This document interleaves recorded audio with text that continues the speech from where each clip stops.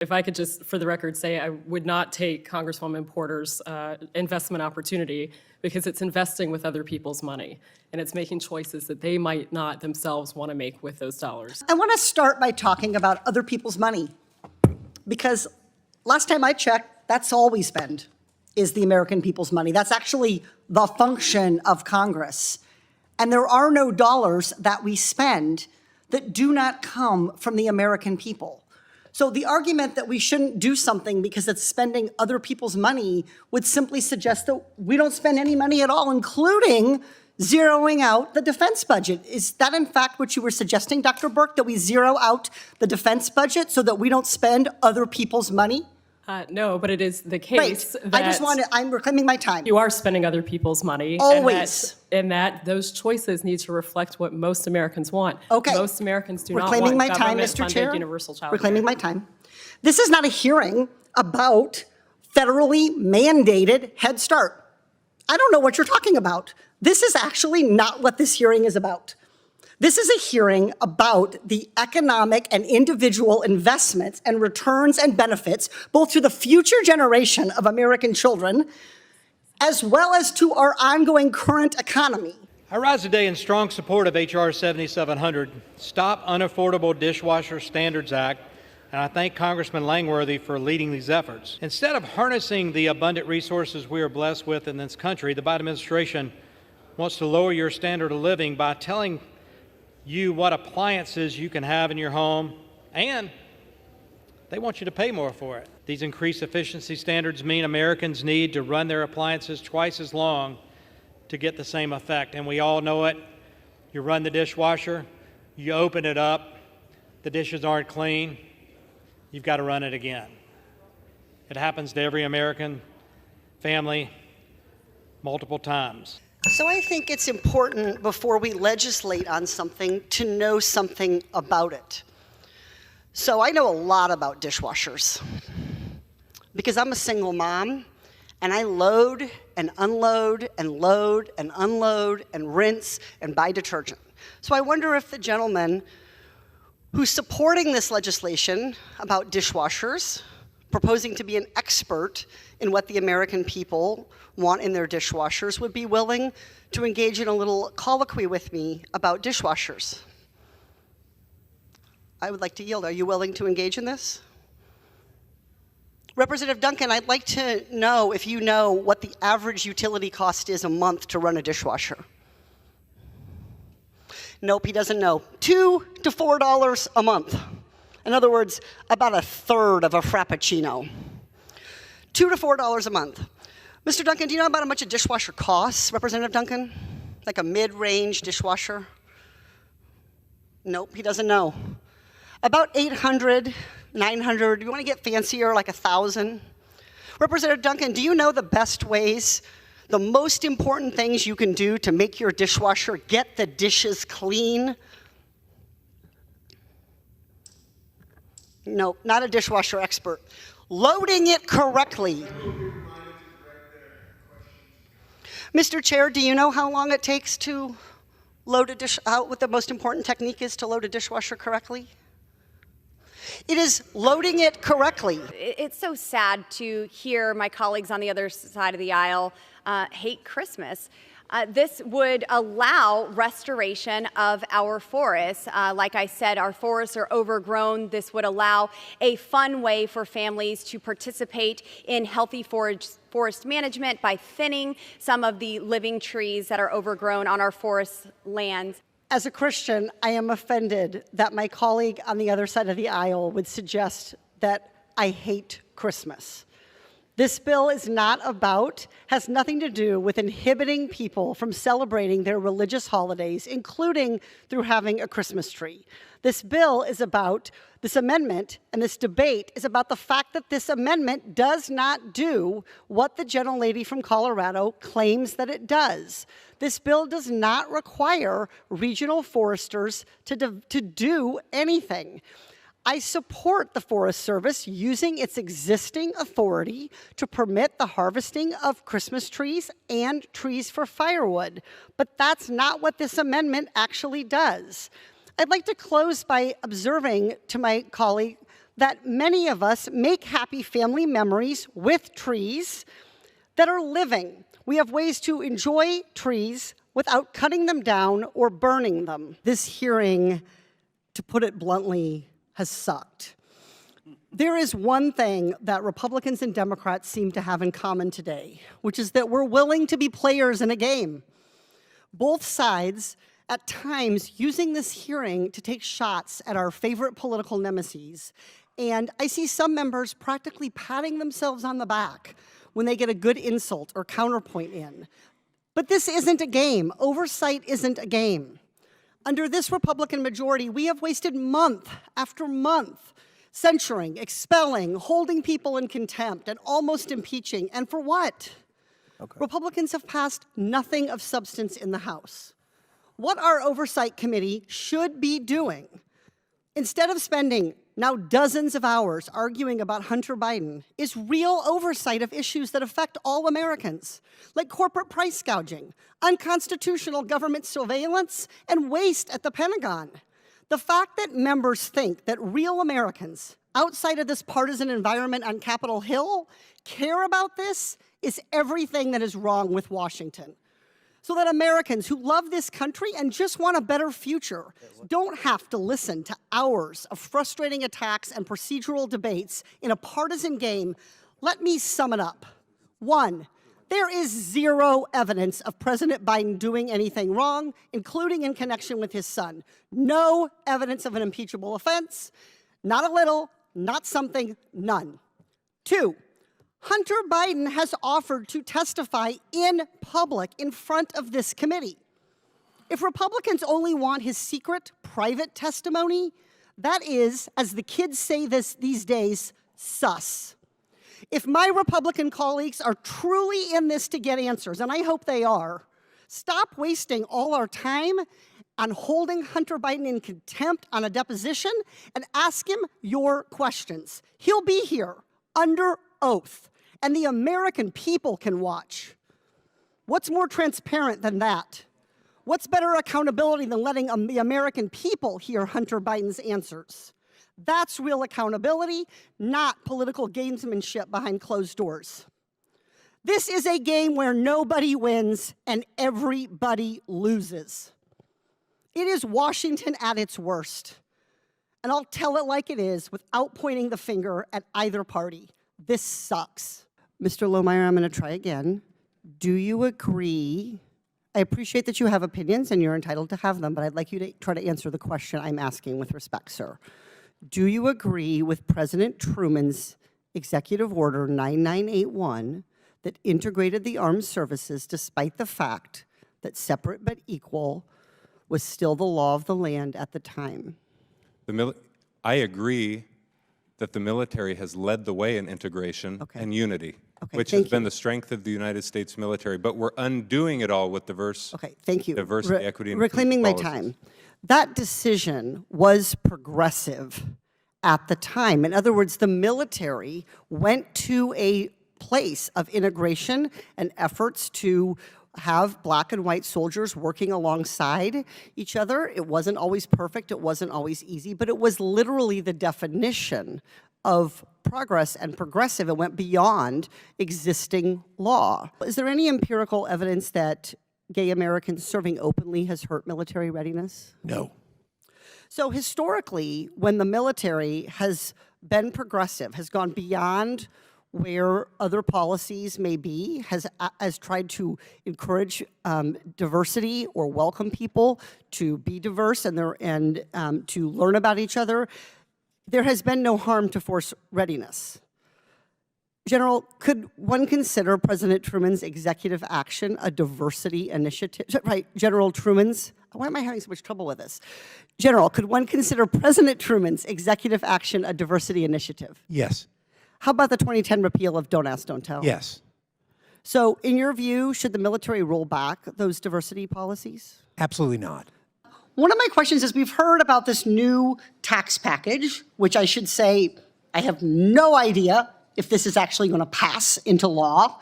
We don't yet have the support of all the leaders we'll need in Republican or Democratic side on it. But what we're told is that this would be, and I think this is correct, the biggest investment in housing in 35 years. Is that correct, Ms. Lopez? That is correct. Thank you, Representative. Okay, and how this biggest investment, remember, here's the problem, 4 to 7 million families that can't afford or don't have housing. That's the size of the problem. This biggest investment in 35 years. I'm so excited. How many affordable homes would it build? 200,000. Wait, say it again. 200,000. 200,000. So herein lies the problem. While I am grateful that my colleagues on both sides of the aisle are willing to do something, the biggest problem we have had in housing for 50 or 60 years is that folks in Washington don't do much of anything.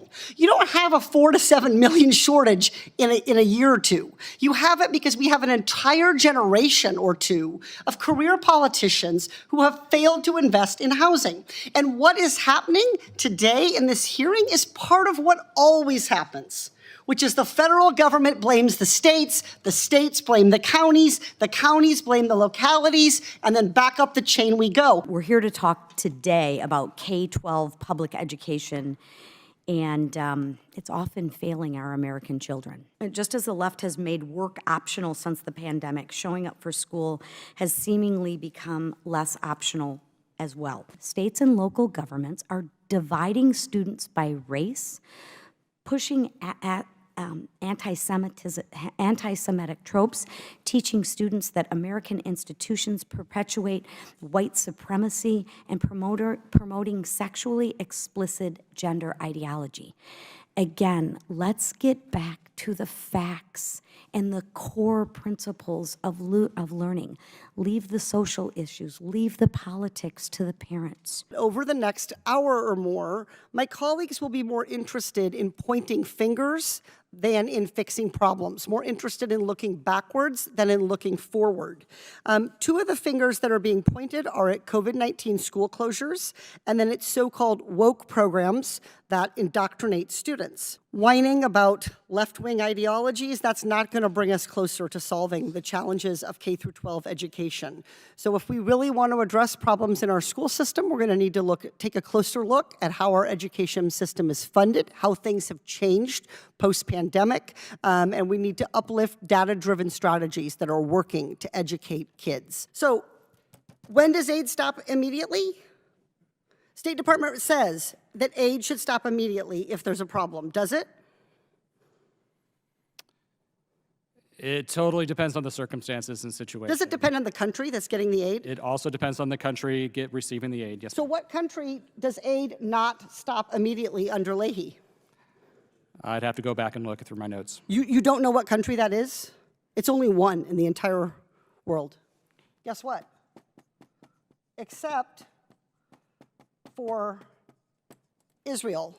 So look, Congress has been told time and time and time again that the Leahy laws apply to everyone, to every country. And on paper, they do. But when we pull back the curtain, when we do some oversight, not all countries are being treated equally when the Leahy law is being implemented, especially our ally, Israel. So what exactly is the problem here on the other side of the aisle? You are fully complying with the Fiscal Responsibility Act, a bill passed by this Republican-led House, and yet my colleagues, the Republican colleagues, are accusing, in this very committee, my Republican colleagues are accusing you of breaking the law. So, Chair Mallory, I read the rule, and it sounds like my colleagues are, to be generous, dead wrong. But I wonder why they're really upset in the first place. They're big mad. So since you're following the law, what could they be big mad about? What does SCEQ do? We manage the Environmental Policy Act, and we advise the president and his senior advisors on environmental policy. So you implemented a bunch of items that reflect the climate realities that we face, requiring projects, for example, to disclose greenhouse gas emissions. Correct. Is it possible You can't know their motives. But is it possible that's what they're mad about? That you are doing your job to safeguard our environment? I think that's exactly what it is. Are we going to have a 21st century that's an American century or a Chinese century? So I think about the goals that this administration has stated. They've talked about American manufacturing, and I hear it from both sides. We must have American manufacturing. How are you going to have American manufacturing if you don't produce some of the minerals and the metals that come out of the ground? How are you going to have American manufacturing if we don't produce some of that in America? I hear that this administration wants to make sure that there's union labor. There's a project labor agreement that is in place to be able to build this mine. This is going to create union jobs, one of the goals of this administration. And certainly they've talked about electrification. We want to electrify our vehicle fleet, as well as getting rid of natural gas-fired stoves. How are you going to get there if you don't have the minerals that produce those devices that are going to be able to provide that? I just heard that Republicans now support a clean energy transition. I hope people clip that, because that is wonderful, wonderful news. So I want to be the first to welcome you to the Clean Energy Transition Club, where we are going to support investments for states, municipalities, and tribal governments to purchase clean energy technology like solar panels, electric vehicle charging infrastructure, wind turbines, all of which, until today apparently, my colleagues on the other side of the aisle opposed. I rise today in support of H.R. 2925, the Mining Regulatory Clarity Act, offered by the gentleman from Nevada, Mr. Amadei. H.R. 2925 would resolve harmful permitting uncertainty and litigation delays caused by a harmful 2019 rogue court decision known as the Rosemont decision. This decision revoked a previously approved mine plan to my great state of Arizona, ignoring 40 years of federal permitting and land management regulations. Congress should act to remedy the fallout created by Rosemont and must work to expedite mine permitting and build up domestic mineral supply chains. Madam Speaker, I urge my colleagues to support this bipartisan bill that would provide much-needed certainty for domestic mining projects. We have heard repeatedly from across the aisle that mining pollution is a thing of the past, that today's modern mining industry operates under the highest environmental standards, and that after the mining operations stop, the industry cleans up after itself. If that sounds too good to be true, it's because it is. If we're going to allow a toxic mining free-for-all, we should at least make sure that taxpayers are not footing the bill. After all, this bill opens up our lands to our foreign adversaries, and I don't expect them to clean up after themselves out of the goodness of their hearts. Can you tell me which political party proposed a budget that would cut funding for wildfire resilience? Ma'am, it was the Republican side. It was not the Biden administration. Their budget has these funds in it. So when we look at these pictures, like most Americans, what I feel is I feel love for our national parks and recreation lands, and I feel a desire to protect them. But apparently not House Republicans. They look at these pictures and they don't seemingly feel anything at all. They just see an opportunity to attack our national parks. Mr. Joyner, before the COVID vaccine, what was the highest grossing drug of all time? I'm sorry, before the what? Mr. Joyner, before the COVID vaccine, what was the highest grossing drug of all time? Humira. Humira. That's because for 20 years, Humira was the only option for rheumatoid arthritis patients. People didn't have cheaper alternatives, and they literally ended up paying the price, and that price without insurance was a whopping $7,000 per month. And before you decide to put all the blame on to AbbVie, the manufacturer of Humira, I will remind you that I had some choice words for AbbVie's CEO. So Mr. Gonzalez, you're spending all this money to make sure you make money rather than spending money to invest in, develop drugs, and help patients with affordable life-saving drugs.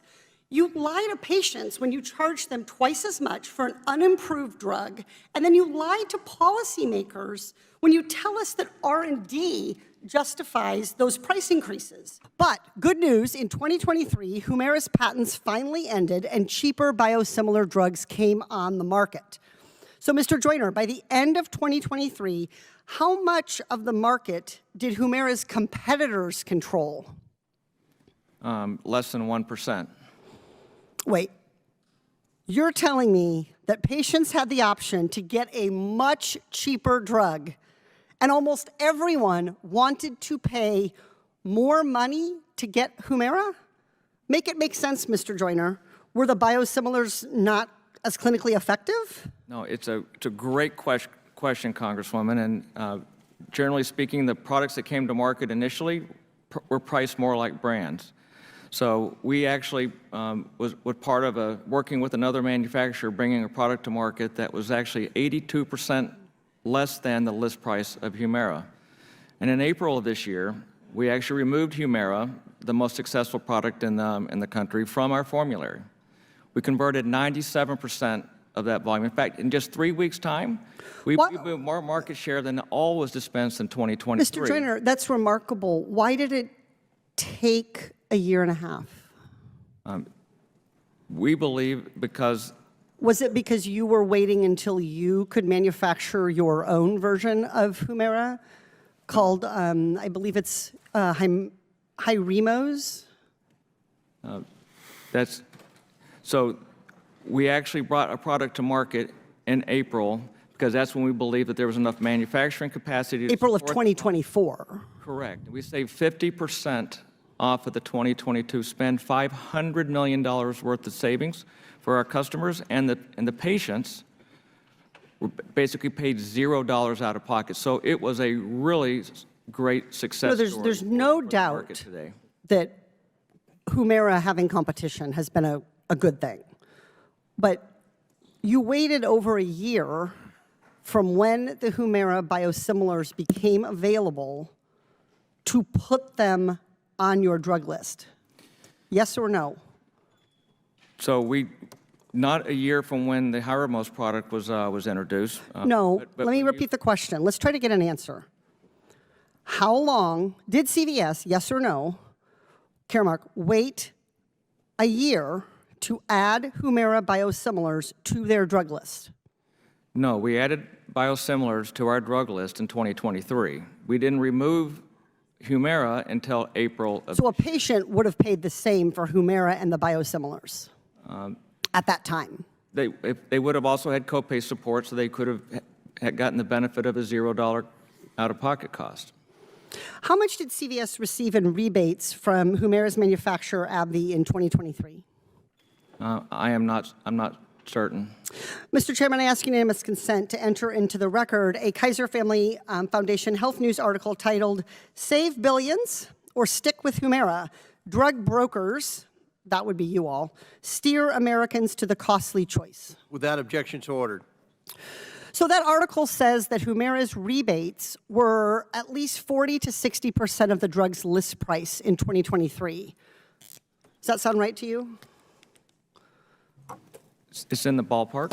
Okay, so let's use the low figure of 40% being the rebate off the list price that you negotiated. This is your value in the marketplace, correct? Negotiating this rebate. How much did Humira generate in sales in 2023? Do you know? I do not know. $14.4 billion. What's 40% of $14.4 billion? So 52? Pretty good. Pretty good math. $5.6 billion. Did all that money that you got as a rebate, did it go to patients? The rebates were passed through to our customers, the employers, the organizations that fund healthcare in this country, and then they use those dollars, in some cases, to actually pass it on to the members. You didn't retain any of that rebate? As we mentioned in my opening statement, CVS Caremark retains passes through 99+% of all the rebates that we negotiate with the manufacturers. Look, I think here's the problem. Pharmacy benefit managers today are the worst kind of middlemen. You stop competition, you prevent transparency, you manipulate markets, and you make our healthcare system more complicated. Dr. Kutzner, you said healthcare is hard. No. The practice of medicine is hard. Healthcare is just a profit center in this country. I yield back. Thank you very much, Mr. Chair. Permitting sometimes feels like a dirty word in this committee, a word that provokes, a fighting word almost. And all too often, we discuss how long it takes to get a permit and the causes of delays, forgetting why we need permits in the first place, to protect people from industry abuses. So we need to return to this most basic fact, which I think is getting lost in the debate.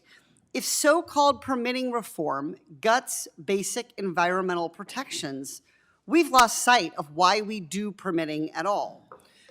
We can and must, and I think my colleagues on my side of the aisle today, the Democrats, have repeatedly said this. We are in favor of speeding up permitting timelines in ways that do not sacrifice the health of the people of this country.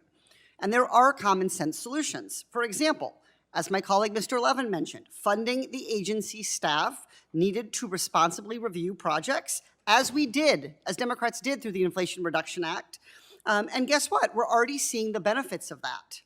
And let me tell you about a bipartisan solution right in front of this committee with zero opposition. My bill, the Electronic Permitting Modernization Act, passed out of this committee by unanimous consent. My co-sponsor, Republican Doug LaMalfa, sitting right here with us today. Unanimous consent out of this committee. What would that bill do? It would centralize links to all of the Department of Interior permitting systems on a single web page to make it easier for Americans to apply for permits and for us to make sure the permitting process is efficient. But thus far, Mr. Westerman, Chair Westerman, and the Republicans have, for some reason unknown to me, refused to bring it to the floor. So much for a serious commitment to permitting reform. So instead of discussing actual bipartisan solutions and moving them into law, we are once again discussing cutting the public's access to justice and biased environmental reforms. Who does this benefit? How does it help? Let's look at just one major loophole. Under current law, NEPA analysis is required for any major federal action, including those funded by federal dollars, which makes sense. But under this bill, projects would be exempt from NEPA review if they are considered major federal actions solely because they are federally funded. So we heard Mr. Carl, my Republican colleague, say that we should streamline permitting. As Congress looks at a way to improve NEPA, it's important to streamline the process without weakening the environment protection. I'm willing to talk about streamlining permitting, but what this would do, Mr. Westerman's bill, is exempt projects from permitting entirely. So it's dishonest to talk about streamlining when what we're talking about is just gutting and eliminating the process itself. Mr. Beard, would you say that projects receiving public funds should receive public oversight? Yes, I do. And why does he give that answer? I'll give you one example. History. It shows us what happens when the government funds large-scale infrastructure projects without public input. Before NEPA was enacted, federal funds were used to construct the interstate highway system. Many of these highways went straight through disadvantaged communities, cutting off entire neighborhoods. In Southern California, where I represent, the construction of Interstate 210 cut directly through central and northwest Pasadena, predominantly Black neighborhoods, destroyed thousands of homes and businesses, exposed residents to health hazards, and devalued property. Mr. Beard, would you say that highway project benefited those marginalized communities? I would say it did not. It did not.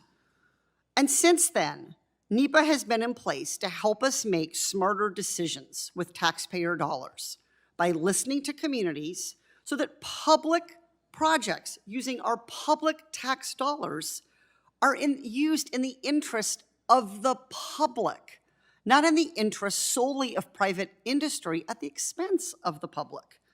It's time we put our constituents first. Stop polluter giveaways and get serious about meaningful permitting reform. I'll return to where I started. I have a bill that has garnered unanimous consent of this committee. If you've been listening to this hearing today, you know how contentious it has been. I have done the work across the aisle to get unanimous consent and a bipartisan bill, and yet the chair of this committee will not move it to the House floor. Mr. Chair, before I yield back, I would like to ask unanimous consent to enter into the record this article from CNN that documents the involvement of over 250 former officials from the Trump administration in the drafting of the Heritage Foundation's Project 2025. Is there any objection? So ordered. Thank you.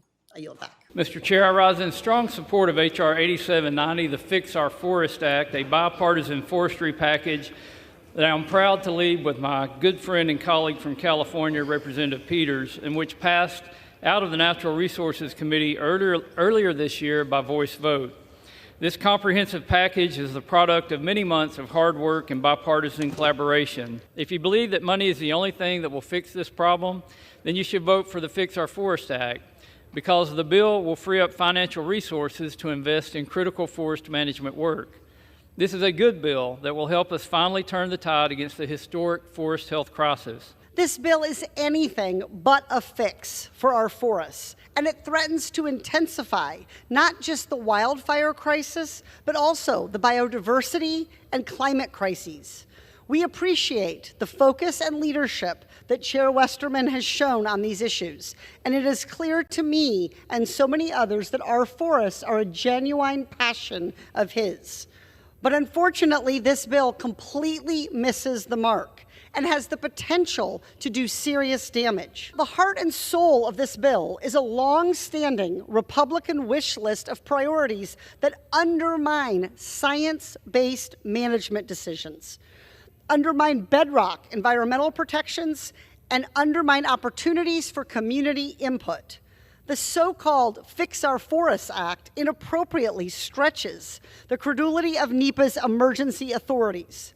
It undercuts the popular and bipartisan Endangered Species Act and even makes it more difficult for communities to challenge proposed projects in their own backyards. The climate crisis, the biodiversity crisis, and the safety of our communities all converge in our nation's forests. Unfettered backcountry logging is not the answer. We need to support communities, not silence them. So I have an investment opportunity for everyone in the hearing room today. For every dollar that you invest, you will get back at least $4. Anyone want to invest? I'll take it. It's pretty good. You won't lose your money. You'll always get back more than you put in. And unlike some of these investment schemes, mine is legal. Anyone in? This is just math. 4 is more than 1. More money is better than less money. Economists agree. Republicans, Democrats agree. This investment is not a hard decision. People would snap this up in the real world. Invest $1, get 4 back, no risk. Ms. Boteic, would you believe me if I told you that Congress had that same investment opportunity for our country and turned it down every year? Sadly, yes. Why would you believe that? Because we know that the science is there, that when we support children and families, especially starting at birth, that it yields long-term and outsized benefits for families and for our economy. And yet, here we are over 50 years after Nixon vetoed universal childcare, still with families struggling to find and afford care and providers making poverty wages. And I think you gave earlier, what is the total new estimate of how much this would generate for our, if we had affordable childcare, full access to childcare, what would this generate for our economy? So for a family? For the whole economy. For the whole economy. Okay, so we're losing right now $122 billion. $122 billion that we could have in our economy, and yet what we hear around here all the time is that we don't have money to do things. So Congress has had years to invest in universal childcare. Every dollar we put in would have generated, estimates show, about $4 for our economy, yet we still don't have it. Why? Ms. Potato, why don't we have this? Well, we need to build the political and public will. The voters are there. Okay, so the problem must be then the will of the people here, because voters support this. So let's talk about who's here. How would you describe the gender balance and average age of Congress? It skews older, male, and whiter. That's correct. So only about 28% of members of Congress are women. The median age in the Senate is 65, and the median age in the House is 58. So lots, on average, lots of older people, lots of older men, lots of men. Is this the type of group who personally needs early childhood education? Generally not. Generally not. So early childhood education won't benefit many members, the average member of Congress. Most members' kids are grown, so they don't have to care about where their kids are going. And even when their kids were young, most members leaned heavily on their wives, and I say wives because most members are men, heterosexual men, to juggle their kids' schedule. And frankly, there's a lot of rich people in Congress who didn't have to worry about how to afford childcare or how to navigate the system because they were wealthy. Too many in Congress don't get it because they never had to live it. So this leads to the familiar policy pattern. The older men collectively, that's our Congress, not to take away from any individual champions, including Representative Beyer and Senator Heinrich, but the collective body of older, richer men in Congress overinvest in things they understand, like the Pentagon, and they underinvest in things like early childhood education that don't personally benefit them, maybe don't even make sense to them, and maybe do not reflect how they lived their lives, even if they are big problems for the majority of Americans. So, Ms. Boteic, when institutions like Congress perpetuate longstanding social disparities for women like this, is there a term for that? I think it's called patriarchy. Patriarchy is correct. I would also call it structural sexism. When we say smash the patriarchy, when we say that structural sexism continues to permeate this body and this policy, our policies, that's what we're talking about. We're not imagining it. It's not about interpersonal slights. It is about what this body chooses to get done and to fund and to focus on, and what always ends up on the cutting room floor in legislation. Structural sexism is an age-old story. It's not going to go away by itself. It's going to go away because we make it go away. When we stop undervaluing the work of Black and brown women, or the majority of childcare workers, when we start recognizing that women can and must contribute to our economy if we're going to have a globally competitive economy. So, Ms. Boteic, to fix this problem, Congress has to abandon these sexist, outdated ideas and start thinking more about investments. How much would Congress need to invest to establish universal early childhood education?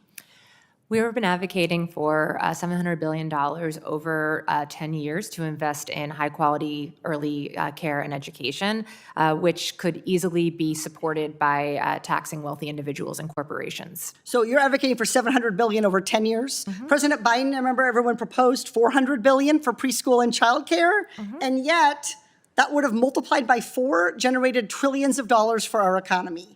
So all of our witnesses, everybody said that we'd take this bet, we'd quadruple our money if we could. So investing in early childhood education shouldn't be a hard call, even given the profile of Congress. We should all want to make investments that pay back. So if my colleagues are not moved by the clear economic benefit of investing in early childhood education, maybe they'll be moved simply by this single mom asking them to care on behalf of all the other parents of young children who are struggling in this country. I implore Congress to invest in childcare workers, and early childhood education. There are lots of ways that we could deliver this. Like Representative Beyer, I have had lots of different kinds of arrangements. Universal, to quote what Ms. Boteic said, doesn't mean the same.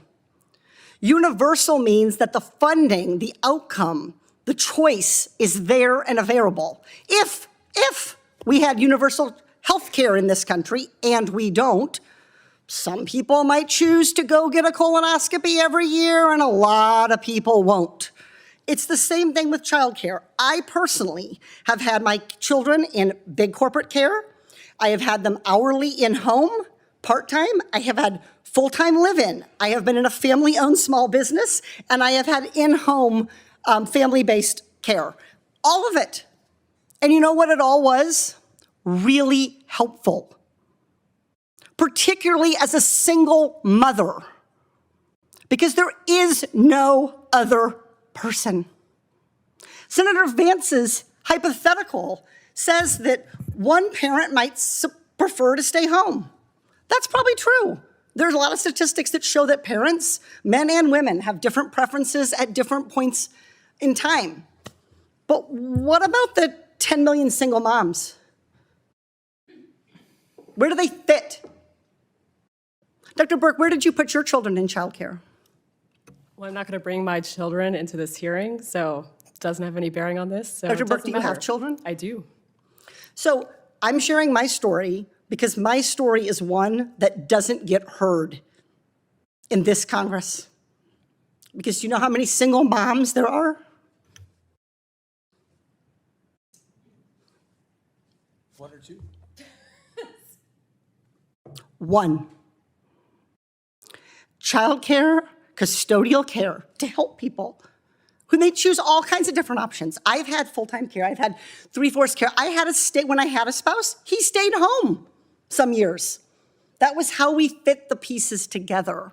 But that's what this hearing is about, not jamming one size fits all. But if there isn't the money, there won't be the choice. That's why we see married parents saying they would prefer to stay home because they have the option to stay home. Single parents don't say they'd rather stay home because they couldn't. So our whole perspective here is warped by the fact that this body is so disproportionately unrepresentative of the American people's experience. It is absolutely Congress's job to spend the American people's money. And if we can't spend it to help the next generation of American workers, I don't know what the hell we're doing here. I yield back. Can I respond quickly to that? No, she actually cannot. No, thank you, Dr. Burke. All right. We appreciate it. But Thank you all for your service. Mr. Chairman, I yield. Okay, Ms. Porter. Was that my recognition? Okay, Ms. Porter. All right. Mr.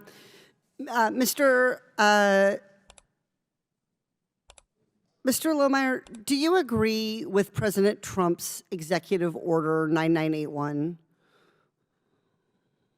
Well, excuse me, President, I'm so sorry. You'll Let have me to start explain again. what you mean. I don't know Let me start again. executive orders by number. Do you agree with President Truman's order that integrated the armed services despite the fact that separate but equal was still the law of the land at the time? Let me say that this is an important point. The congressman to your left has said he wanted to find common ground. There's a lot of what the general has said today that I don't disagree with whatsoever, but that seems to me irrelevant to the discussion of progressivism as an ideology in the military workplace. Let me point out one example in answer to your question of what I am opposed to. Reintroduction of segregation, We're claiming my time, which Mr. is Lohmeyer. a We're claiming my direct time. consequence Mr. Chair, it's my time. of DEI initiatives. We've got Mr. Chair, I'd like to reclaim my time. Segregation because of DEI, and I'm happy to talk to that. General, did Truman's actions to integrate the military under EO 9981 lead directly to any readiness deficits? You're a military historian. No, in fact, the first thing it did, Congresswoman, was integrate Arlington National Cemetery. Mr. Lohmeyer, you were in active duty, and thank you for your service, Air Force officer in 2010. Is that correct? Yeah. Okay. Were there any big problems in military readiness in 2010? As a young flyer, I never paid attention to what you folks were doing. I never paid attention to reports on readiness lethality. I simply focused on a mission. It was learning how to fly an aircraft, and at that time, It was training our allied partners and foreign military pilots how to fly jets. Well, I'm glad, Mr. Lohmeyer, that you were able to focus on your military duties. And it seems to me that your own testimony here is a really good example of the fact that the repeal of Don't Ask, Don't Tell did not cause a disruption in your ability or the military readiness of the Air Force to do its job. Do you think the military should roll back those initiatives? No, Congresswoman, I don't, because the integration of the armed forces in 1948 was a recognition that the military is different from society, and so it should march to the beat of a different drum. And that's why I think it was such a good policy, because it ensured that we had the best. That things changed in 1960 when the military became a beacon for affirmative action and quotas. But I agree with you that it was good policy in 1948. Okay. And do you have would you repeal Don't Ask, Don't Tell? No, because it's a means by which the military attracts the best talent. But what I would object to is if the military had a quota for LGBT Americans. Do they? On the books. Not that I know of, but they do for Black, white, Hispanic Americans, and I think those are... General, is that correct? I'm not aware. My brother served. He went to the United States Naval Academy. He served 5 years. He served on a nuclear submarine. I don't recall him ever enforcing, being part of, as an officer, any type of quota system. There are no quota systems, Congresswoman. I don't recall that being U.S. military policy. I don't remember ever passing a law, since we're in Congress and we make the rules. I don't remember ever passing a law with regard to that.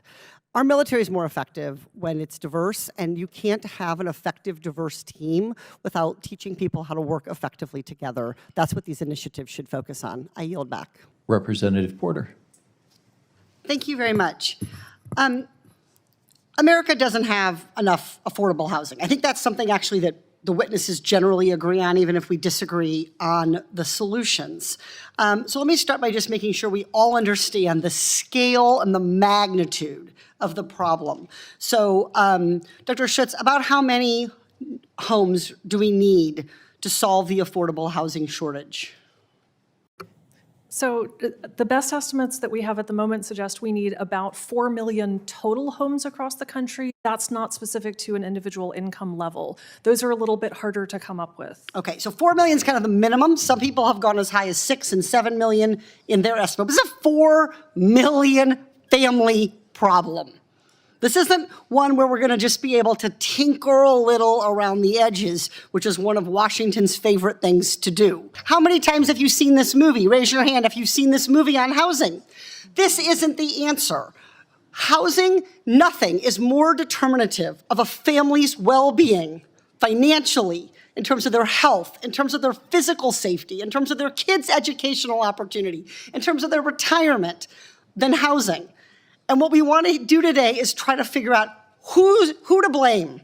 What it means to me to be a leader is to step up and own the very biggest problem that American families are facing. And today, across the country, not just in California, although certainly there too, it's housing.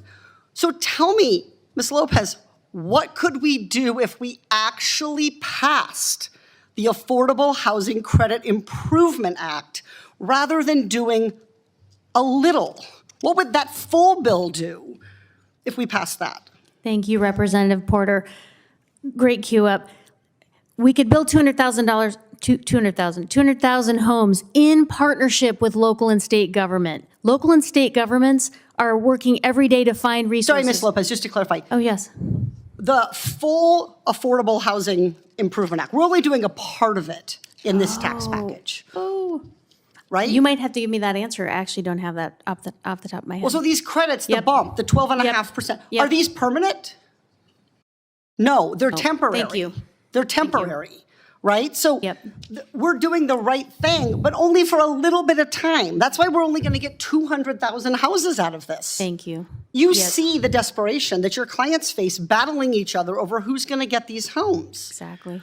It took us 2 generations of failure of investment to get to this situation. We're not going to get out of it with 200,000 homes. And by the way, we're not going to get out of it with only federal government action. It is going to take states. It is going to take counties. But they need to be all in engaging here.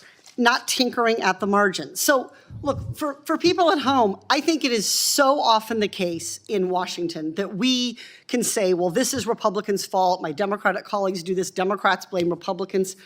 The Affordable Housing Credit Improvement Act, the full bill, do you know how many Democrats and Republicans sponsor that in the House by chance? I don't, but I know it's the most popular bill, and that's enough for me. I have the exact numbers for you. Thank you. Thank you. 104 Democratic co-sponsors.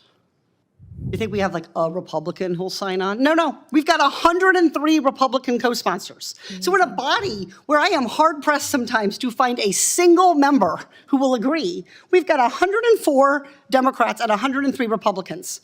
But this bill hasn't been on the floor. We haven't voted on it. In my 5 years in Congress, we have taken 2,686 votes, not one of them to pass the most effective federal policy we have on housing. I yield back. On October 7th, 2023, Israel endured a devastating terrorist attack by Hamas.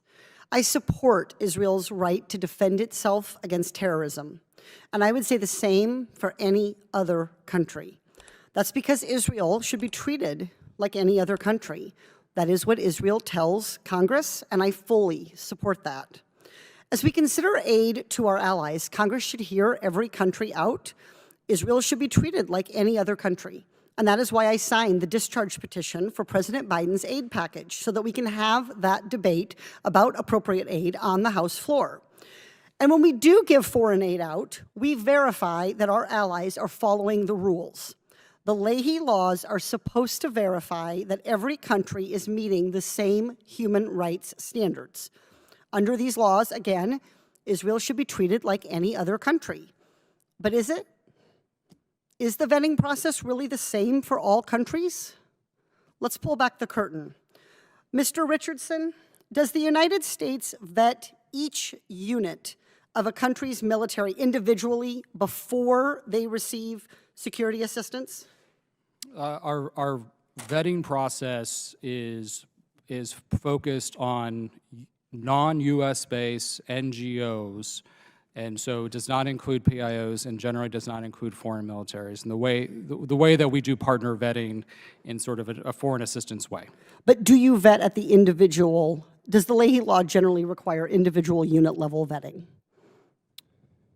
I am not aware of the military vetting on an individual unit basis. No. Well, you were in charge of about 30%. You were in charge of foreign assistance at the Department of State, and the budget for security assistance was about 30% of your total budget. So yes, ma'am. let me help you out on how it's supposed to work. We are supposed to do unit level vetting to make sure that each military unit that gets assistance is not violating the law. And that is the way it works, except, this whiteboard's big, except for 15 countries. 15 countries. 15 countries that include a whole number of other countries. And I'm happy to read them off, but there's a long list of them, 15 countries. So I'm curious if other countries are getting special treatment. Let's say there's potential evidence that a unit of a country's armed forces has committed a human rights violation. And there are exceptions for these different processes. So the special processes call into question if a single objection is enough to stop aid. Is that true? If there's a single, if there's a single objection that there is a human rights violation, does that stop aid? When there is an accusation of abuse or misuse of U.S. resources in the security space or in the development space, for that matter, you do have the ability to raise that, and that gets vetted throughout multiple processes. Right, that's how it works, except for who? Except for what countries? Do you know? I'm sorry, I don't, ma'am. Except for Israel, Ukraine, and Egypt, except for those countries. Generally, units would stop receiving assistance immediately, but there's that important concern. So what country does aid not stop immediately under Leahy? I'd have to go back and look through my notes. You don't know what country that is? It's only one in the entire world. Guess what? Except for Israel. Look, if Israel wants to be treated equally, which I'm for, then let's do it. Let's see the Israel-Leahy Vetting Forum standard operating procedure so that we can see exactly how it works, how it is different from other countries, and what would the Department of State would need to change to treat Israel equally. I yield back. Thank you. Mr. Fallon. Thank you, Mr. Chairman. I do not have a marker board, so. I feel bad for you. Our current regulations require companies to post financial assurances to cover the cost of cleanup after their mining operations stop. But it is not enough. Dangerous pollution still happens far too often. Depending on the mine type and location, between 74 and 82% of modern-day mines are polluting beyond what their permits allow. And the kicker? Taxpayers pay domestic and foreign mining companies for their subsidies and often the entire cost of cleanup. Given the $54 billion backlog to clean up mines abandoned before our current reclamation regulations, which continue to pollute our lands, waters, and communities, the American taxpayer literally cannot afford new mining pollution.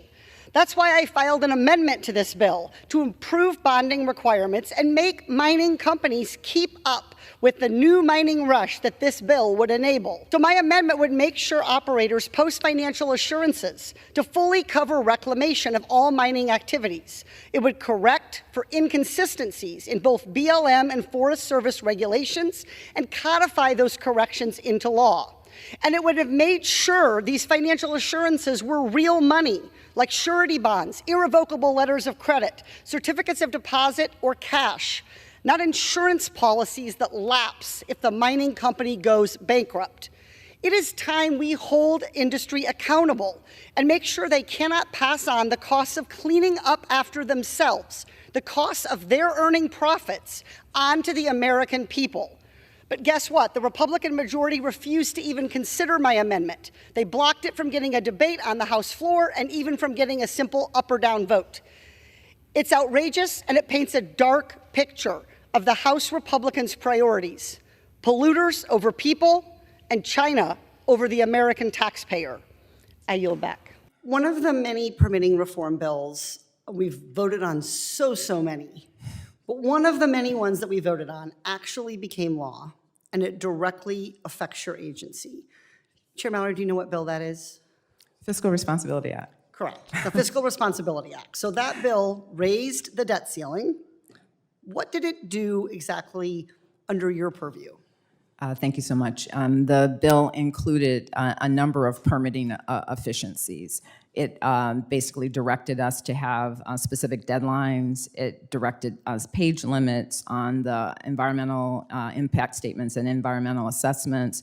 It required us to have a lead agency for the environmental review process who's coordinating with various other cooperating agencies and provided some definitions there.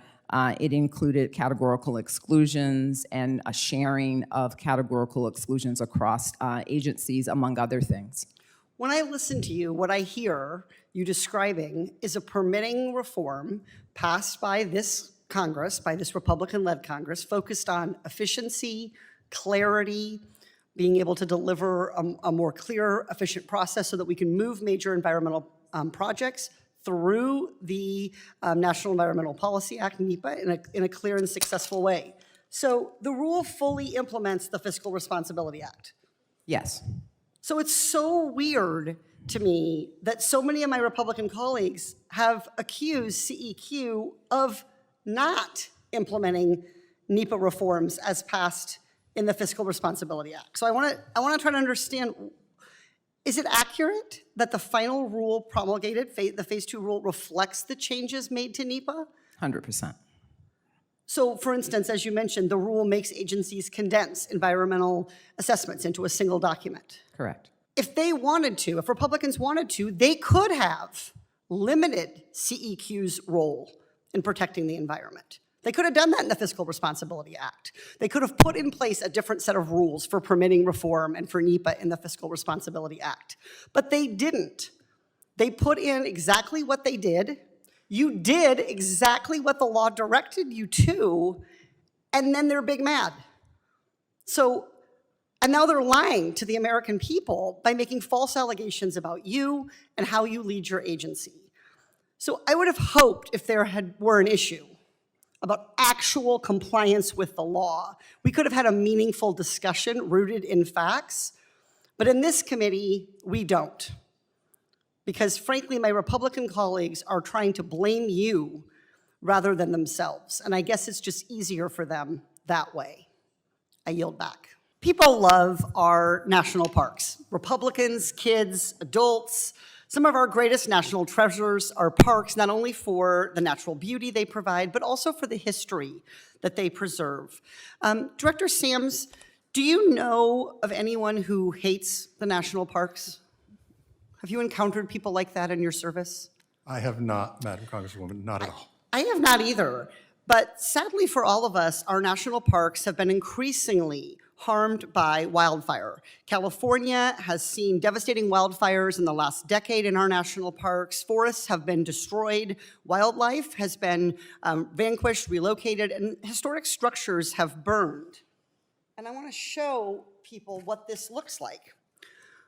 These are tragic images. We should all be able to agree that these are tragic images.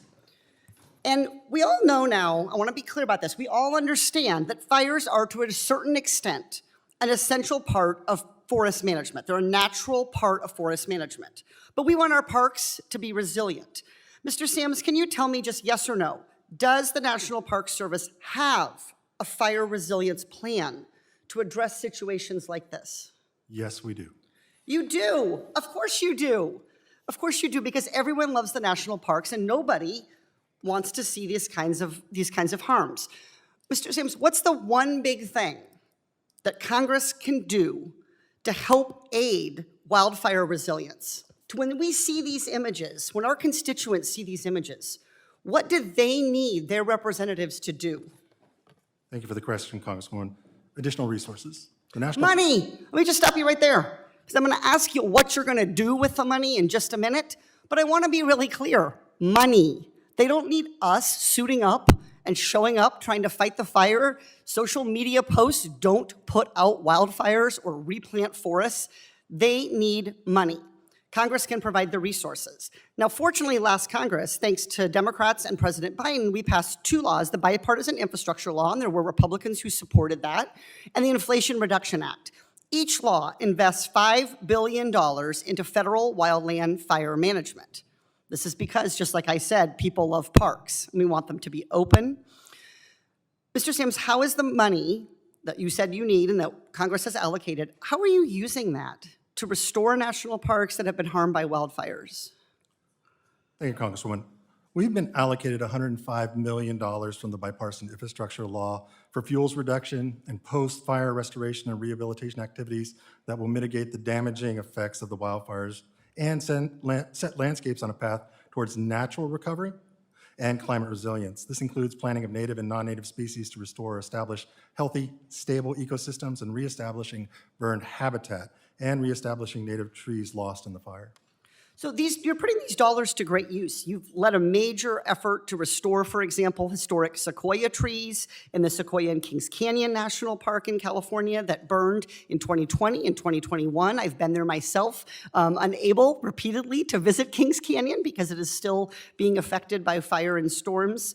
How exactly does investing in these efforts promote wildfire resilience? So you've talked about kind of repairing and restoring, but how about making things more resilient?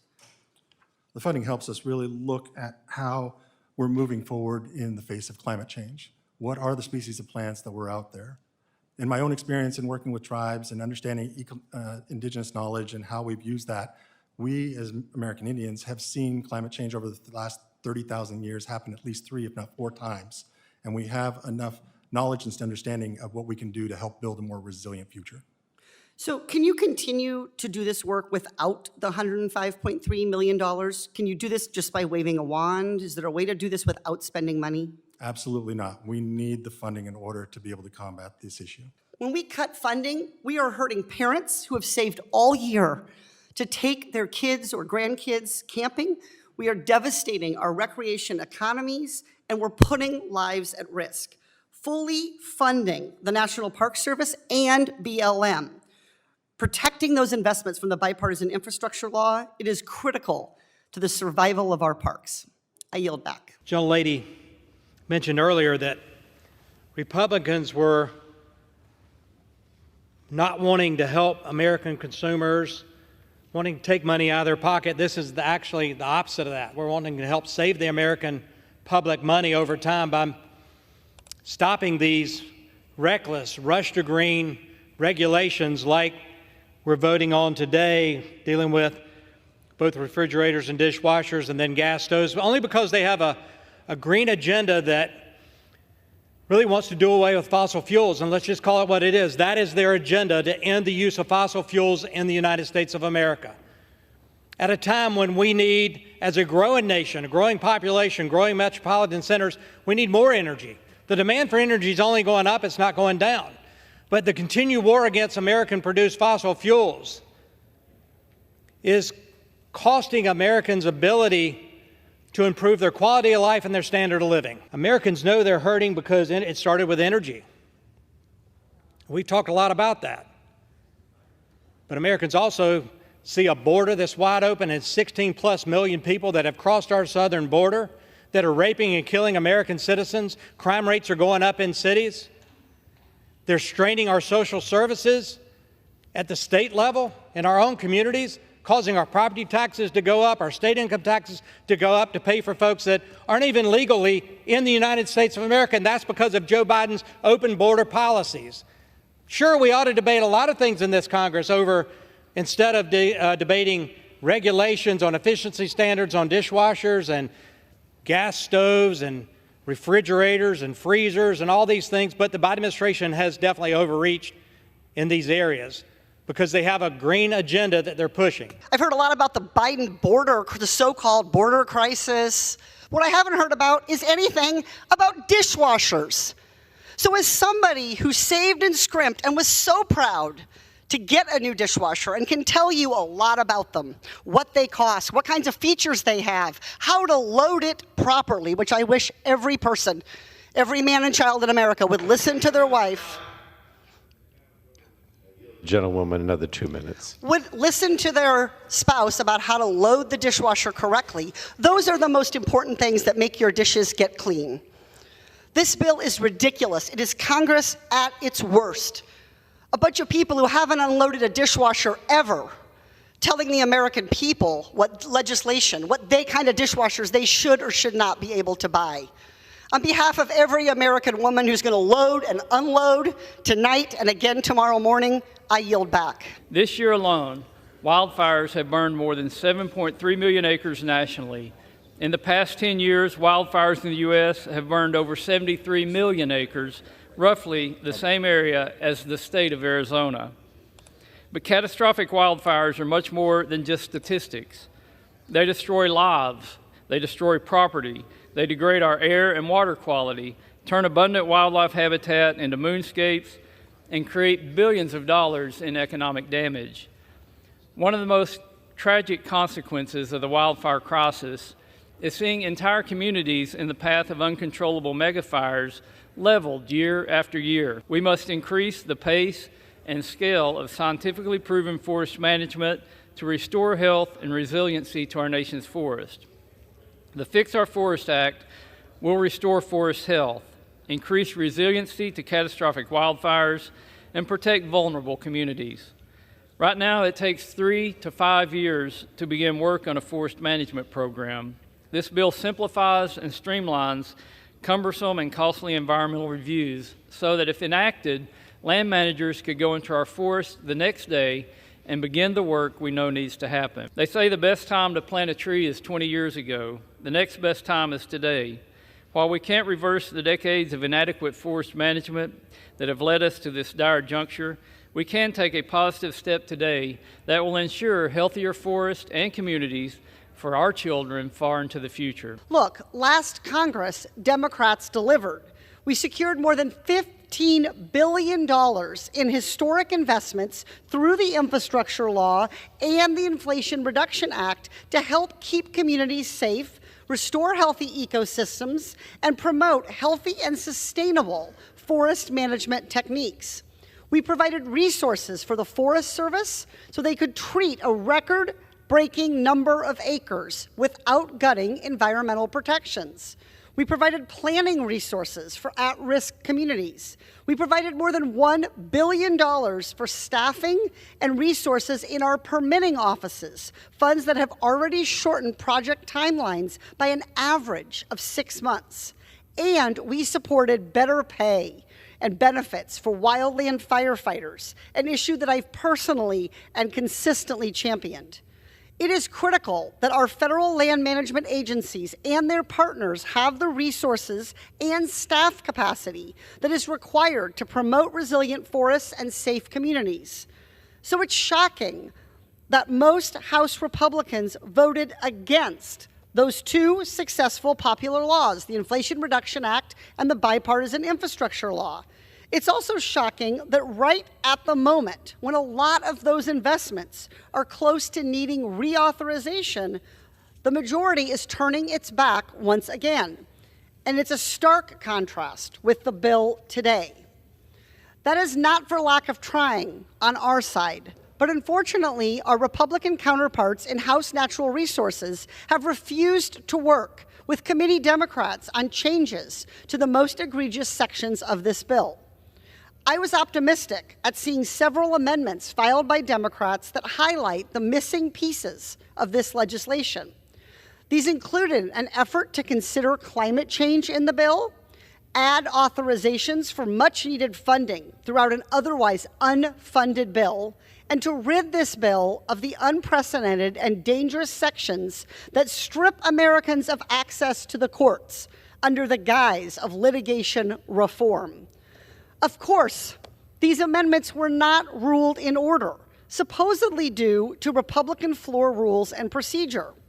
Rules and procedures that apparently apply only selectively, because this bill has a slew of violations throughout, including numerous violations of the cut-go rules that are allegedly so important to the far-right Freedom Caucus. I hope those Freedom Caucus members know what they're being asked to vote for. You know what else is not in this bill? Unlike the fire response laws that Democrats passed last Congress, there is nothing here about firefighter pay. What kind of fire response bill doesn't include pay for our firefighters in it? Are you kidding me? H.R. 8790 sets a dangerous precedent. The climate crisis is now. The wildfire crisis is now. We shouldn't be wasting our time on rushed bills with no real solutions. Many of the Republican initiatives here have already stalled in the 2025 Farm Bill process. A better strategy to address the wildfire crisis would be to work across jurisdictional boundaries and with our Senate colleagues to find true consensus. We should be passing regular appropriations bills this week so that agencies like FEMA and the Forest Service have the resources they need and are not scrambling at the end of the fiscal year to find ways to fulfill their existing mandates, let alone the new and unfunded ones in this bill. This is a live issue, by the way. The chief of the Forest Service has warned us explicitly that they are facing budget shortfalls due to Republican-led appropriations bills. In fact, just on Friday, the Forest Service announced that it had to halt 2025 seasonal hires amid the budget crunch. We also need to work on providing relief and support for the communities that have been devastated by wildfire, instead of trying to have federal agencies undertake extensive management projects in their backyard without any true consent.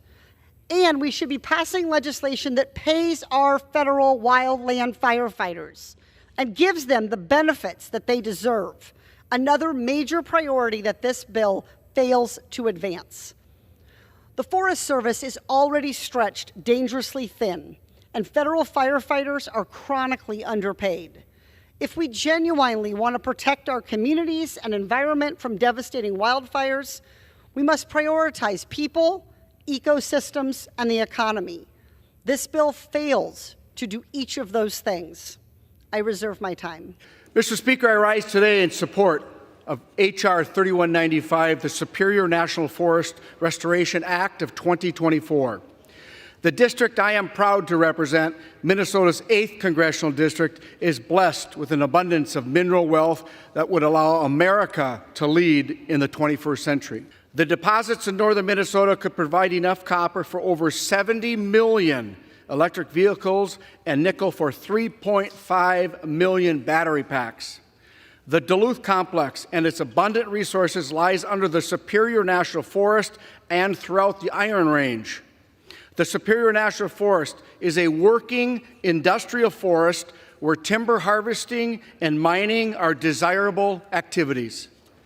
Regrettably, in January 2022, the Biden administration caved to radical anti-jobs, anti-mining activists by canceling 2 decades-old mineral leases held by Twin Metals Minnesota in the Superior National Forest. At the same time, the Biden administration began the withdrawal process on nearly 250,000 acres of land in the region. They are disregarding years of environmental review, a pending mine plan of operation, and an abundance of support from union workers, local residents, schools, builders, and miners. In doing this, President Biden has made his real position on mining known. He would rather rely on foreign adversaries like communist China instead of union workers who stand ready to deliver Minnesota's mineral wealth under the strongest environmental and labor standards in the world. Mr. Speaker, welcome back to the show. Unlimited drilling and extinction of wildlife, brought to you by the GOP, a subsidiary of Big Oil. This week's target, the Boundary Waters in northeastern Minnesota, a pristine wilderness that is in fact the most visited designated wilderness area in our country. And it's the most visited for a good reason. Its beautiful landscapes, crystal clear waters, and abundant wildlife make it a haven for outdoor recreation. The Boundary Waters support a thriving outdoor recreation economy with hundreds of thousands of annual visitors and tens of thousands of jobs across northeastern Minnesota. In fact, the Boundary Waters is so popular that an overwhelming majority of Minnesota voters oppose building new mines near this federally protected wilderness. But this region and its resources, our resources, have been under threat for years and are being threatened again today. In 1966, the Bureau of Land Management issued 2 mineral leases covering 5,000 acres of the Superior National Forest just outside of the Boundary Waters Canoe Area Wilderness. There was never mining on either lease. Never mining. Yet they were renewed in 1989 and again in 2004. In 2012, Twin Metals Minnesota, a wholly owned subsidiary of a Chilean mining company, requested another extension of those 2 expired leases on Forest Service land in the Boundary Waters watershed to build a sulfide ore copper mine. In 2016, after an extensive environmental review process, which included public input and scientific analysis, the Forest Service concluded that sulfide ore copper mining, which is significantly different from the taconite mining that the region is used to, could result in, and I quote, extreme and serious and irreparable harm in the watershed of this wilderness area. The watershed there flows north, meaning it would flow past the mine and into our protected wilderness. The Forest Service found that any spills, leaks, or pollution would be all but impossible to contain, putting the entire ecosystem and watershed at risk. This should have been the answer: no to this sulfide ore copper mine. Because that's what the scientists say, that's what the community wants, and that is what the law means, that a wilderness area is protected from severe harm. But foreign companies wanting to mine and the politicians who answer to them were too enticed. As soon as President Trump came into office, his administration ignored the science and community input and reinstated Twin Metals leases. The Department of Interior solicitor under the current administration found that President Trump improperly renewed those leases. Thankfully, after another thorough review and rounds of community input and tribal consultation, the Biden administration finalized 20-year protections for 225,000 acres around the wilderness area, making that area ineligible for mining. But this bill seeks to undo all of that. This bill would mandate the withdrawal be overturned and the leases be reinstated and no judicial review allowed. This means that it will not matter if the water and air become poisoned and the surrounding tribes and communities become severely ill. No one will be able to take those concerns to a judge and ask that they revisit the decision to mine in the boundary waters. You'll hear today that Americans have to choose between mining for minerals to secure our clean energy future or protecting the health of our families and vulnerable ecosystems. That is simply not the case. We all understand the need for mining as part of our clean energy future. But America is already a top producer of copper and is already invested in a circular economy with our trusted trading partners for cobalt and for nickel. So if we're going to build a sustainable, enduring, modern mining industry, we have to do that while respecting sound science and community input, including tribal consultation. Look, I deeply respect the workers and their families who mine, and the way that that tradition has contributed to the backbone of industrial America. But they live and work in locations where mining is appropriate, where there is minimal to no harm to the environment or human health. Unfortunately, this bill disregards all of that and seeks to destroy now and deal with the ramifications, not later, not at all. I oppose this legislation, and I reserve the balance of my time. Let us be very clear about what this bill actually does. This bill does not reduce any environmental protections. It simply tells the Secretary of the Interior to do her job and complete the necessary environmental and regulatory reviews. Apparently, President Biden and congressional Democrats are so opposed to mining here in America that they won't even allow a company to prove that they can mine in an environmentally safe way. By opposing this bill, Democrats are allowing mines with unregulated labor practices and environmental standards to control the critical minerals market. Republicans are for American jobs, economic security, supply chain security, and protecting the environment by mining here in the United States, where we have more environmental protections than anywhere else in the world. We are hearing a lot about America and America's mineral supplies. But what we're not hearing about is the truth about Antofagasta, the Chilean mining company who is pursuing these leases.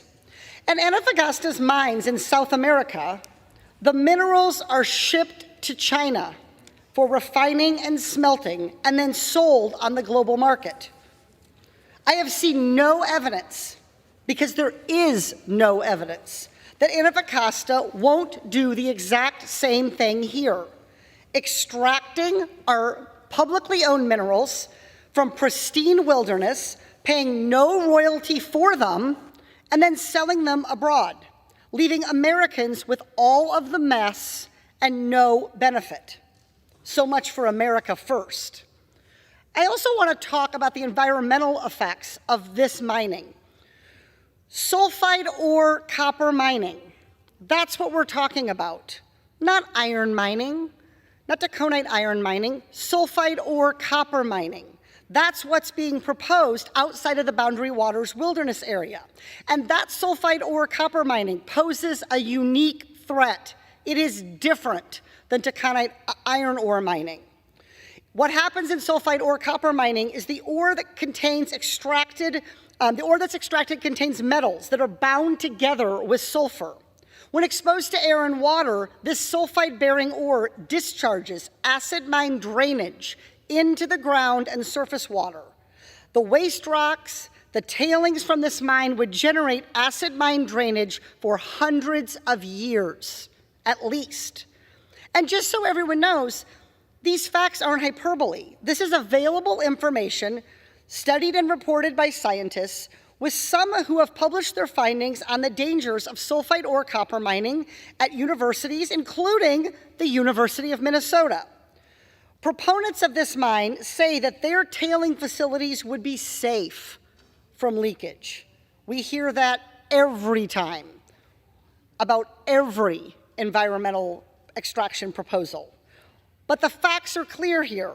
The Forest Service found that 100%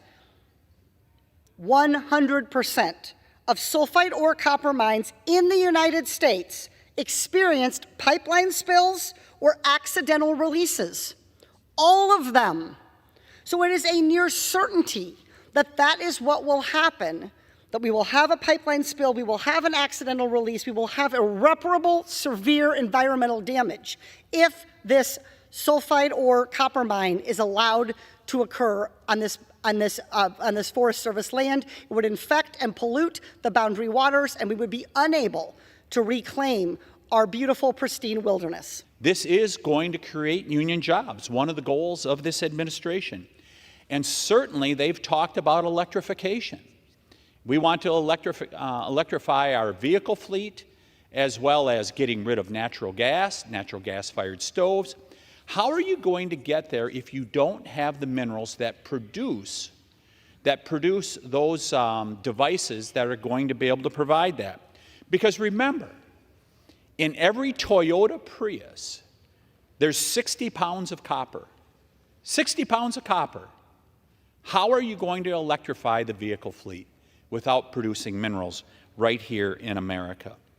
And I think back to January 20th of 2021 and the very first action that this administration took in saying they're going to shut down Keystone XL, making it very clear we're going to be energy dependent once again. What immediately happened to the price of oil?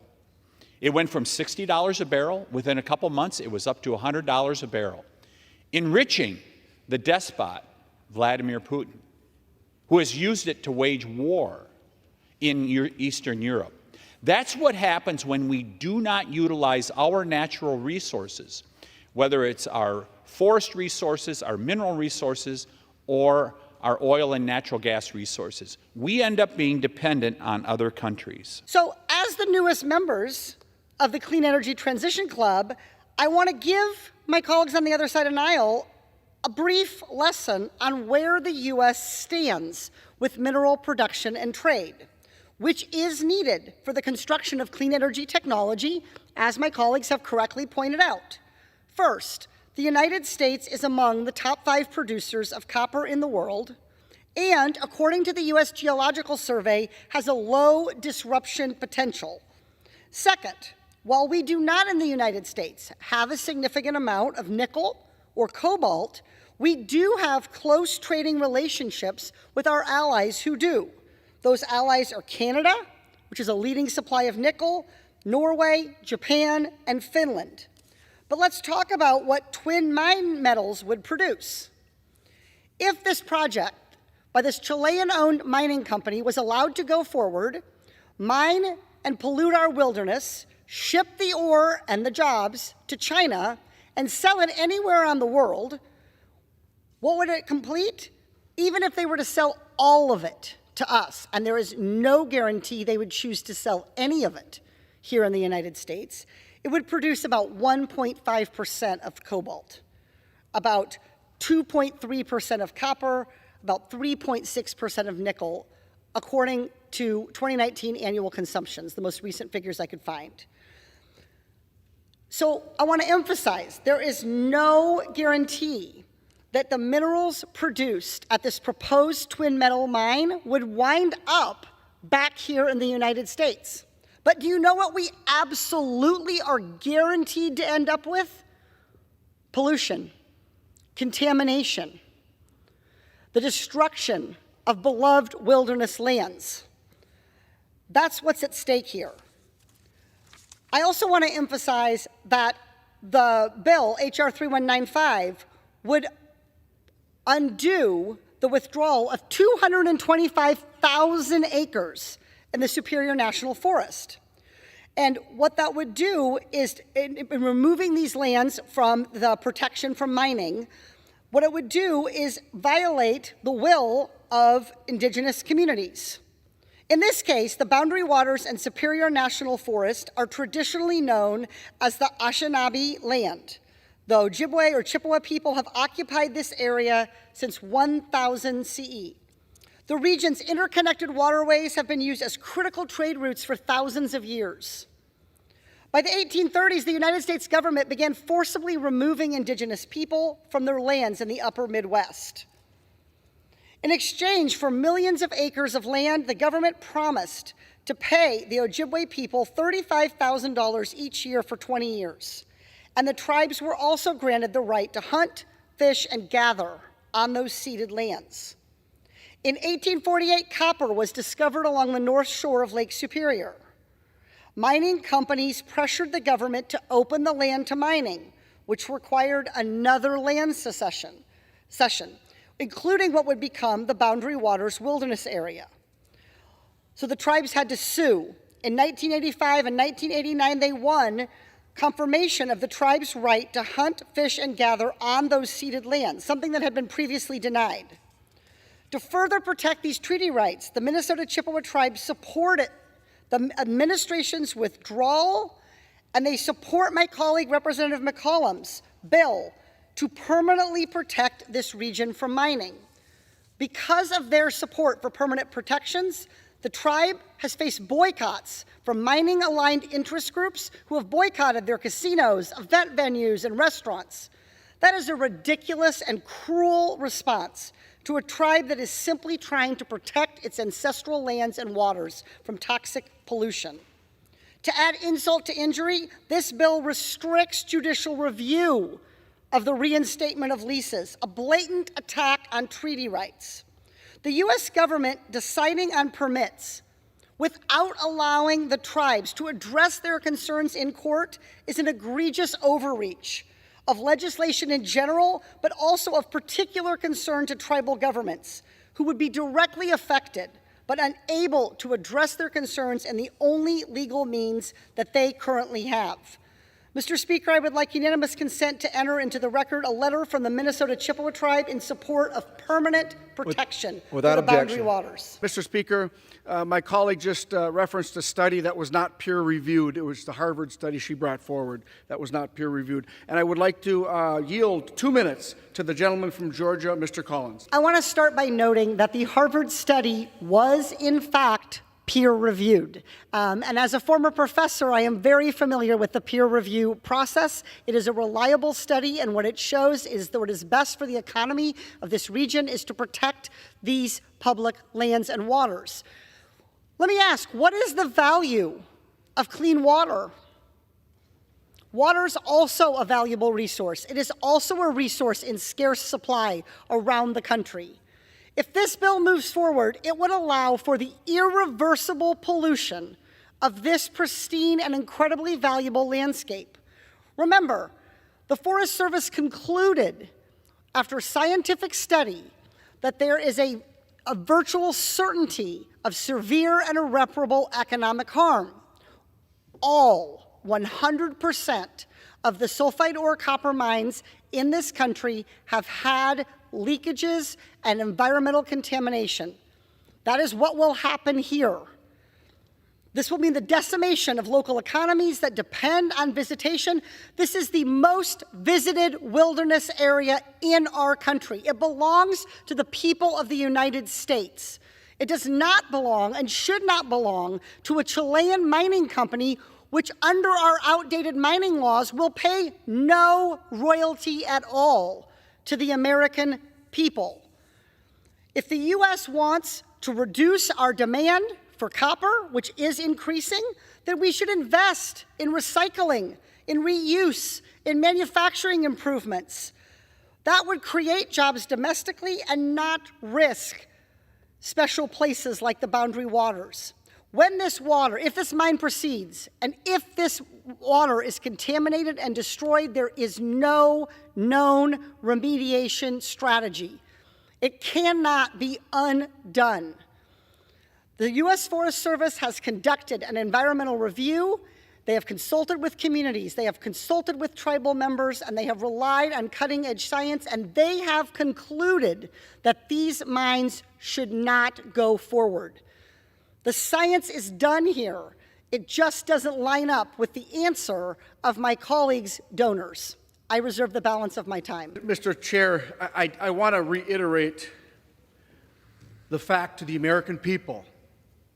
There will be no mining in the Boundary Waters, and there will be no mining in the buffer zone around the Boundary Waters. That was settled in 1978. The Boundary Waters are not a bathtub. The water flows from one place into the other. And in this case, the watershed flows north, meaning it would flow past the mine and into the protected wilderness.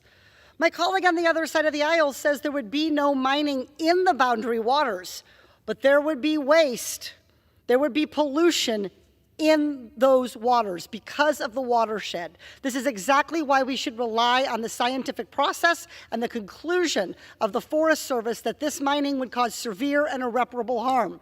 I have heard no rebuttal from the other side of the aisle to the fact that every sulfide ore copper mine in our country has, 100% of them, had leakages and environmental harm. The gentlelady is recognized to close. Thank you, Mr. Speaker. We have been having hearings, markups, and floor votes on this issue for years. Administrations have canceled and reinstated these leases and then canceled them again. The Biden administration, unlike the previous administration, took the time and effort to do the process right. And they came to the considered decision, based on science, to cancel the wrongly reinstated leases and to protect the Boundary Waters region for the next 20 years. That decision is not just based on sound science. It also is based on community input, robust tribal consultation, and at the end of the day, on the best interests of the American people, because that is who these public lands belong to. That is who should benefit from these public lands. But a foreign company and politicians who bend to their interests don't like it. And as they've made clear in this Congress, their priority is not putting science first or protecting communities. Their priority is putting corporate polluters' profits above all else by any means necessary. My Republican colleagues say that the toxic mining industry needs certainty. Well, this is certainty. The Boundary Waters watershed is off limits. I welcome the opportunity to work across the aisle to reform the mining law. For example, to require royalty payments. That way we can build a sustainable future for the industry. But that part of the conversation, support of mining, needs to recognize that some places are too special and too risky, and some types of mining are too risky to do. Because at the end of the day, who would you choose? your child's health, our lands, wilderness, endangered species, tourism jobs, our local economy? Or would you choose a foreign company who wants to mine in a location that would hurt the environment, our economy, and our health? I know what I would choose. I urge opposition to this bill, and I yield back. Mr. Chair, I rise today to offer the amendment on behalf of my friend from Montana, Representative Zinke, which will improve the effectiveness of the Good Neighbor Authority. The Good Neighbor Authority program enables cross-boundary forest management activities with states, tribes, and counties. Collaborative tools like this program are critical to confronting the wildfire crisis, as raging wildfires don't respect man-made borders that separate forests into different jurisdictions. Since 2014, over 490 Good Neighbor Authority projects have been started in 34 states, and more than 273 million board feet of timber is sold yearly through this program. Currently, funds from the sale of timber from Good Neighbor projects can be used to treat insect and disease-infested trees, reduce hazardous fuels, improve forest health, and restore and repair decommissioned Forest Service roads necessary to implement restoration activities. This amendment would expand the permissible users of timber receipts derived from Good Neighbor Authority projects to include the reconstruction, repair, and restoration of roads on non-Forest Service land when such activities are needed to implement forest management projects on federal land. New road construction on federal lands would also be permitted use under this amendment to facilitate authorized restoration projects. However, these new road projects would still be required to comply with the applicable environmental review processes. Further, this amendment would allow timber receipts to be used to construct new roads to replace existing roads that adversely impact forest, rangeland, and watershed health. Access to areas urgently needing treatment remains a huge challenge to improving forest health. Roads are beneficial for forest management, provide the public with access to outdoor recreation opportunities, and enable safer and more effective wildland firefighting. This amendment would permit the use of Good Neighbor Authority revenues for the construction of new roads. Currently, the Forest Service manages 372,000 miles of roads across 193 million acres that they manage. Due to such a large inventory, the Forest Service often faces financial difficulties in operation and maintenance. Over half, over 58% of the Forest Service's $7.66 billion of deferred maintenance is related to roads. The Forest Service has a colossal network of roads that is already far too big for them to maintain. For this reason, it is hard to support an amendment that would allow the construction of even more roads, that doesn't provide any resources for the future maintenance of those new Forest Service roads.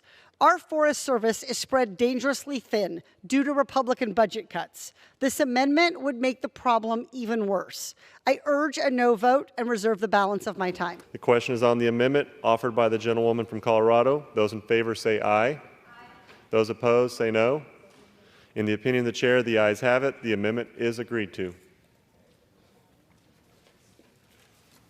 It is now in order to consider Amendment Number 12, printed in Part D of House Report 118-705. For what purpose does the gentlewoman from Colorado seek recognition? Mr. Chair, I have an amendment at the desk. The clerk will designate the amendment. Amendment Number 12, printed in Part D of House Report Number 118-705, offered by Ms. Boebert of Colorado. Pursuant to House Resolution 1486, the gentlewoman from Colorado, Ms. Boebert, and a member opposed will each control 5 minutes. The chair recognizes the gentlewoman from Colorado. Mr. Chair, I rise to offer my amendment that clarifies existing authorities may be utilized to prevent wildfires in fire regimes 4 and 5 thereby expanding the acres of at-risk forests that would be eligible for streamlined management authorities. This important amendment is critical to fire mitigation efforts across the states of Colorado, Wyoming, New Mexico, Arizona, California, Utah, Nevada, Oregon, Idaho, Montana, Michigan, Minnesota, Wisconsin, New York, Maine, West Virginia, New Jersey, Rhode Island, Missouri, Louisiana, Mississippi, Indiana, Ohio, Vermont, New Hampshire, Massachusetts, Virginia, North Carolina, Iowa, Florida, and Texas. The Forest Service estimates 63 million acres are currently at risk of catastrophic wildfire, and each year, nearly 10 million acres in the U.S. catch on fire. Colorado also had the 3 largest recorded wildfires in state history in 2020.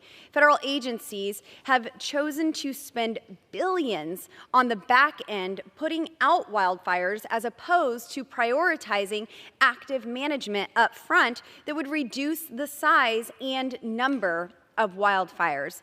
According to the Colorado State Forest Service, more than 24.4 million acres of Colorado forest land impacts Colorado's water supply, where 80% of the state's population relies on those forest watersheds for municipal water supplies. Healthy forests act as a natural water filter and storage system and are critical to maintaining healthy watersheds. In the United States, forests are a source of drinking water for over 180 million people.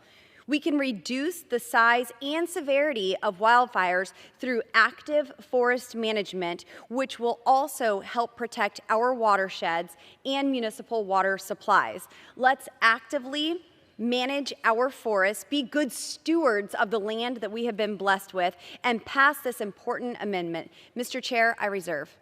The gentlelady from Colorado reserves. For what purpose does the gentlelady from California seek recognition? Mr. Chair, I rise to claim the time in opposition to the amendment. The gentlelady is recognized. This amendment would further expand a categorical exclusion under the National Environmental Policy Act for projects completed in 2 additional fire management regimes. For context, one of the new regimes, Fire Regime 5, applies to vegetation types that rarely burn, typically due to a lack of moisture or fuel. The fire return interval in those landscapes is more than 200 years. Because of the categorization of these fire regimes, hazardous fuels management is not as high of a priority and does not need a legislative categorical exclusion expansion. This follows the trend that my Republican colleagues have been setting.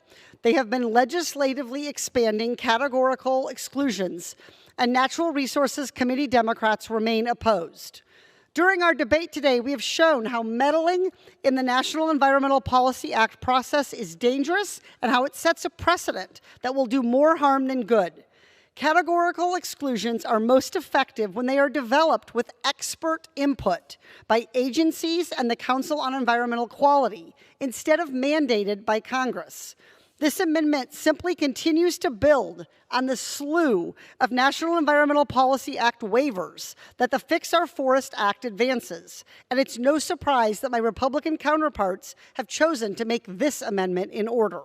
I urge a no vote, and I reserve the balance of my time. Gentlelady from California reserves. Gentlelady from Colorado is recognized. Thank you, Mr. Chair. I seem to recall just yesterday that my colleagues on the other side of the aisle had no problem meddling in NEPA to get their left-wing projects through CHIPS authorized. The proposal of utilizing existing authorities to prevent wildfires in fire regimes 4 and 5 is crucial as it focuses on proactive management and streamlining of forest health. As someone who prioritizes human flourishing, I see the value in taking measures that that can prevent environmental disasters that have devastating impacts on human beings and their property. It's important to remember that we have the power to shape our environment and neutralize dangers through human innovation, powered by cost-effective energy. In the case of wildfire prevention, this could mean better forest management practices, controlled burns to reduce fuel load, and advanced fire detection and suppression technologies. Again, Mr. Chair, I would urge the adoption of my amendment, and I yield. Gentlelady from Colorado yields. Gentlelady from California is recognized. I continue to oppose the amendment, and I yield back. Gentlelady yields. Question is on the amendment offered by the gentlewoman from Colorado. Those in favor say aye. Aye. Those opposed, no. In the opinion of the chair, the ayes have it. The amendment is agreed to. Thank you, Mr. Chair. I rise to offer my amendment that will require regional foresters to submit a plan through the Collaborative Forest Landscape Restoration Program for the treatment and removal of trees killed by or infested with bark beetles in western states. The bark beetle epidemic has caused significant damage to roughly 100,000 square miles of forest in the western United States alone. There are 600 different species of bark beetles in the United States. Several species, such as the mountain pine beetle attack, and they attack and kill live trees. Most species of bark beetles live in dead, weakened, or dying hosts. Along the West Coast and through the Rocky Mountains, bark beetles have affected tens of millions of acres of forest. While bark beetles are native to U.S. forests and play important ecological roles, they can cause extensive tree mortality and negative economic and social impacts. Spruce beetles have killed millions of trees on more than 1.8 million acres in Colorado since 2000 and provided increased fuels for wildfires. In Colorado, 2021 was one of the worst wildfire seasons our state has ever endured, with 3 largest fires in state history. Bark beetle epidemics and catastrophic wildfires are a significant threat. This can be minimized by thinning overgrown forests and removing hazardous fuels produced by beetle overpopulation. This process is sure to create jobs and increase overall forest health. I urge passage of my amendment that would prioritize collaborative forest landscape restoration program activities that address the bark beetle epidemic, a major contributor to wildfires in Colorado and the West. Mr. Chair, I reserve. Gentlewoman reserves. Mr. Chair, I rise to claim the time in opposition to this amendment. Gentlewoman's recognized for 5 minutes. This amendment was summarized by Republicans as requiring the regional foresters to develop plans for the treatment and removal of dead or dying trees due to insect disease. However, I want to clarify that this amendment actually doesn't require anything of regional foresters at all. Instead, it requires special consideration for project proposals under the Collaborative Forest Landscape Restoration Program that seek to remove or treat insects or diseases. The purpose of the Landscape Restoration Program is to encourage the collaborative, science-based ecosystem restoration of priority forest landscapes. Insect treatments are already eligible under the program and are executed often as restoration treatments. However, they are also often and should be used in tandem with other collaborative strategies as part of a broader landscape treatment plan. I urge a no vote, and I reserve the balance of my time. Question is on the amendment offered by the gentlewoman from Colorado. Those in favor say aye. Those opposed say no. In the opinion of the chair, the ayes have it. The amendment is agreed to. Thank you, Mr. Chair. I rise today to offer my amendment that requires regional foresters to submit a plan on the sale of Christmas trees and firewood on federal land.